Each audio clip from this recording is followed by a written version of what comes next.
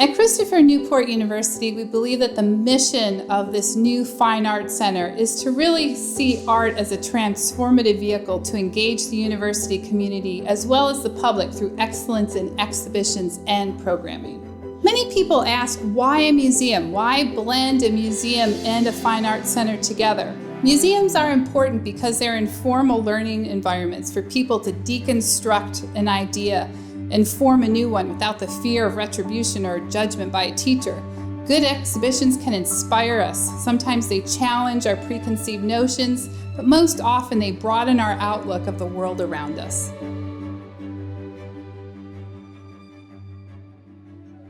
Welcome to the new Fine Arts Center here at Christopher Newport University. Welcome to the sneak peek tour. It's my pleasure to welcome you to our new home. Now remember, this is an active construction site, so watch your step.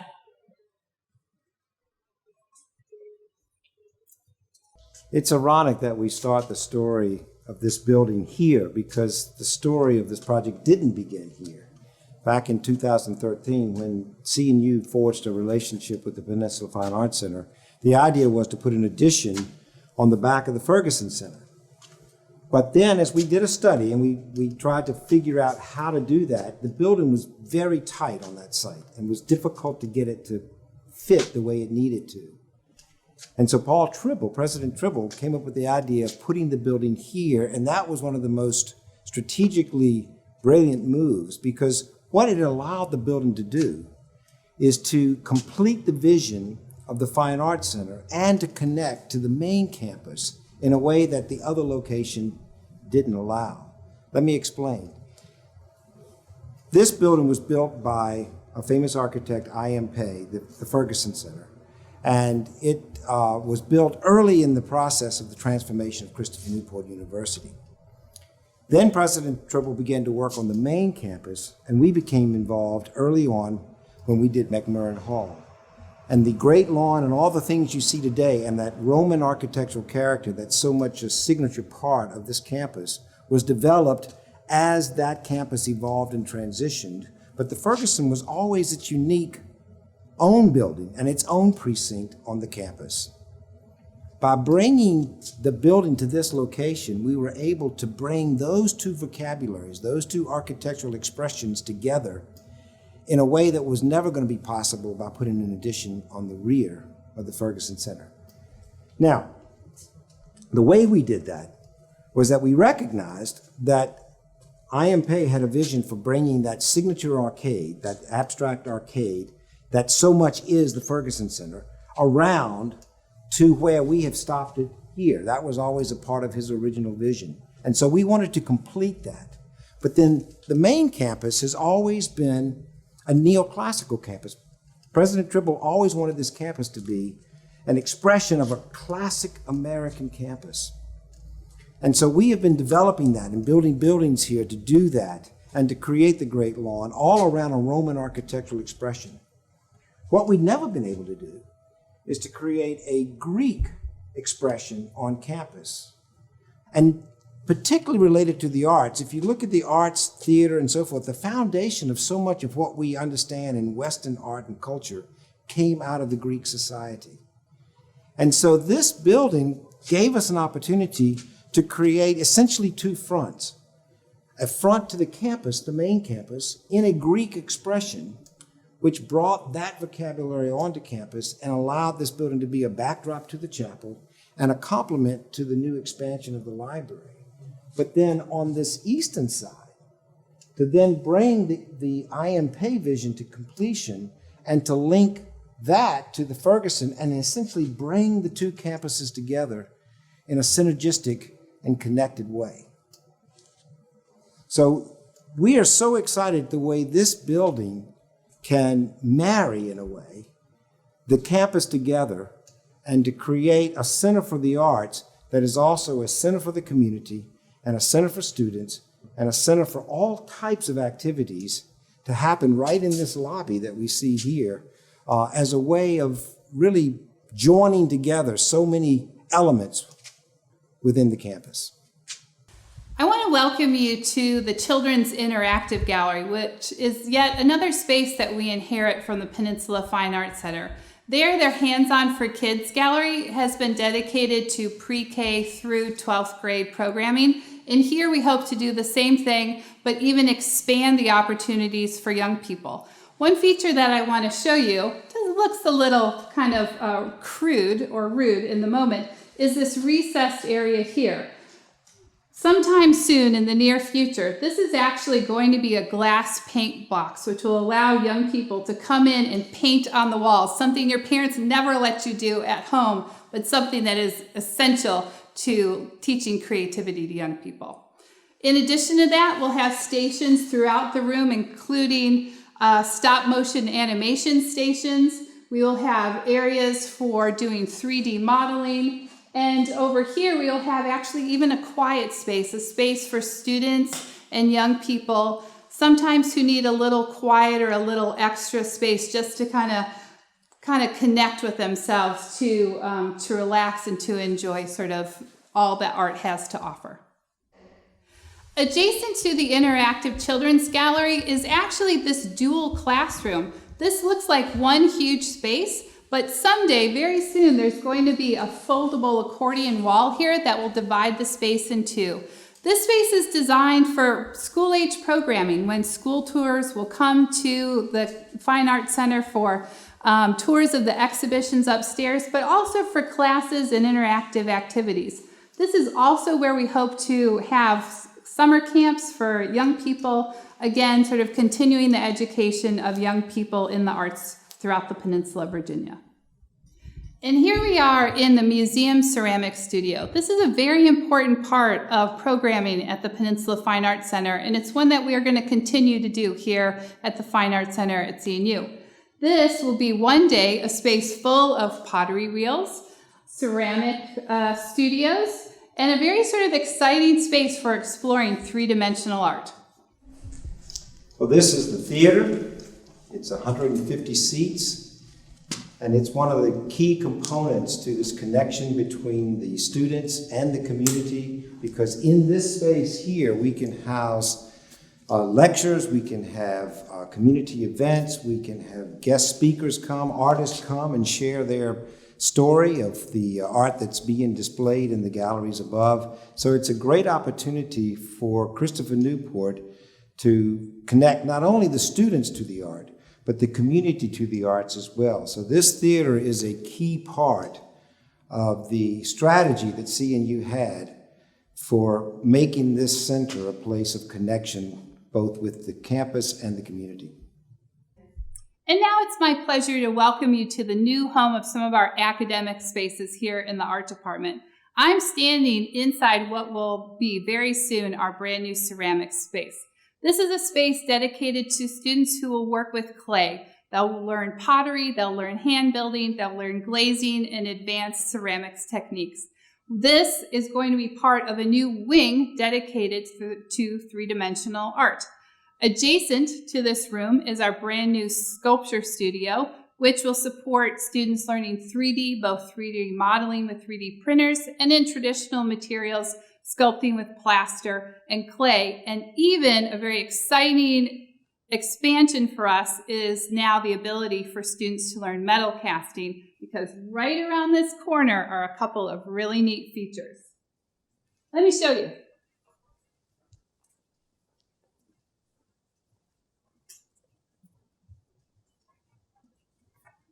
Through this door right here, we'll have a series of brand new kilns, which will allow and support our students both in the clay area and in the museum studio art school, students working with clay. But beyond that, we have a very special room, which is called a high temperature casting room. And this is a very experimental, exciting space for students to learn how to do metal casting in the tradition of lost wax casting technique. I wanted to take you outside to show you some of the incredible features that we have outside the building in addition to the new spaces that we have. I'm standing just outside the ceramics and the sculpture studios, and here we have a courtyard which will one day also be an outside experimental classroom for our students. Look behind me. Look at this beautiful vista of main campus. What a gorgeous view. We are so lucky. And in front of me stands the entranceway. This will also sort of double as our loading dock for the museum. So all of the art that comes to be on exhibit in the museum will also come right through this pathway. This courtyard is a great opportunity to talk about how this building has brought together the campus in its materials and the use of its character and so forth. Because as you can see, the building behind me in the distance represents more of the traditional campus, and we brought that in. As I talked about, we have a Greek influence to that, but that part belongs with the chapel and the main campus as a backdrop and an edge to the traditional part of the campus. But then we also connected this building to the Ferguson Center by using the materials and the characteristics and styles of those two buildings to bridge this together and to then bring the vision of Paycobb Freed together and to continue it. And so that iconic arcade, that wonderful play of light and shadow that comes in the I Am Pay arcade now completes the suite and invites one to continue down and to explore the arts further as it gets to the end of the arcade and we enter into the lobby of the new building.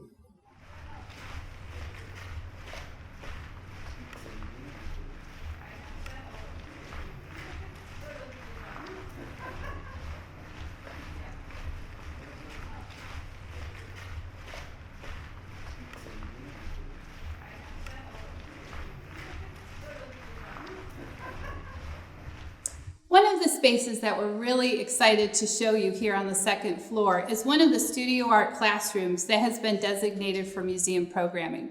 This stems out of our partnership with the Peninsula Fine Arts Center, a partnership that was forged in 2013 and in which we inherit a robust and strong programming tradition dedicated to a studio art school, programming for young children, and even classes for people of all ages, even Lifelong Learning Society.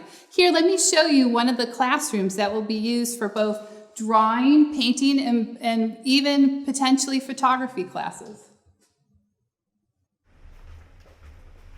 And I think Lothar promised me some type of hanging system in some of the hallways. Yeah, oh yeah, so this would all be potential for art. Yeah, that's fantastic. And these would be the art history classrooms. Yep. Okay. All right. This is one of the spaces we're most excited about. It's the gallery. It's a flexible 7,500 square foot gallery that allows us to bring a number of exhibits and art shows into the museum, whether that's from outside or whether that's an in-house production done by students or done by people within the community. And one of the things that allows us to have this kind of flexibility, now we have wonderful lighting system that's going to be able to adjust. We'll have movable walls, a series of walls that can allow the gallery to reconfigure to different types of gallery experiences depending on what the exhibit requires.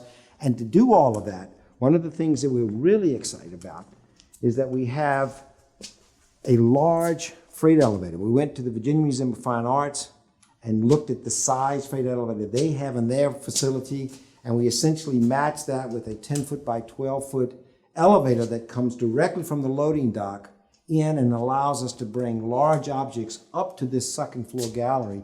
So we can bring all types of traveling exhibits into this facility and make it available to both the students and the community. And now we're on the second floor. So I want to introduce you to some of the spaces that we have here. I'm standing in the hallway right behind the exhibition space, the large gallery that Randy introduced you to.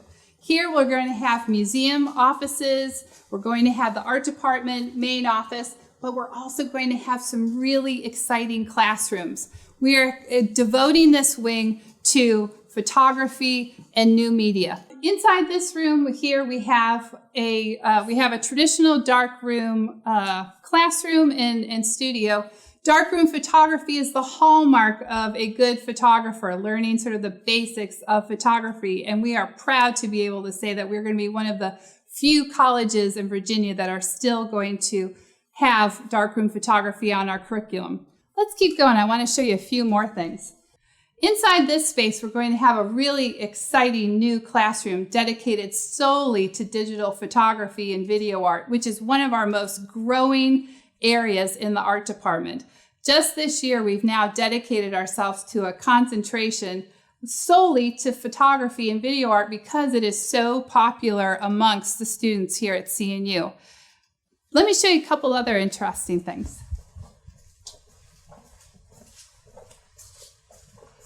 At the end of this hallway, we're going to have a digital production lab. It's a space where they can come and print their photographs, as well as frame and mat and learn how to finish some of their pieces. And this all ties in with the space right around the corner here. This is going to be our new digital media lab. This is a space where students will come and learn new media and design, graphic design specifically. This is one of the biggest areas of growth in the art department. This is something that we get asked all the time at open houses. And this is one of the areas where several of our students have gone on to lead very robust professional careers. It's my pleasure to welcome you to the third floor. This is what will be the true heart of the art department here at CNU. I'm standing in the 2D studio. Two-dimensional art is the foundation of learning a good art curriculum, and so here I'm standing in a classroom that will be taken by freshmen and sophomores as they begin their art career.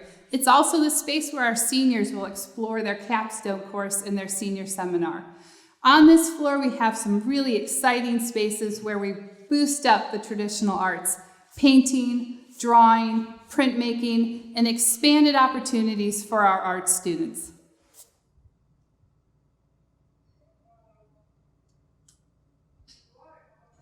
This lobby is a dramatic new addition to a campus that has a wonderful array of interior spaces.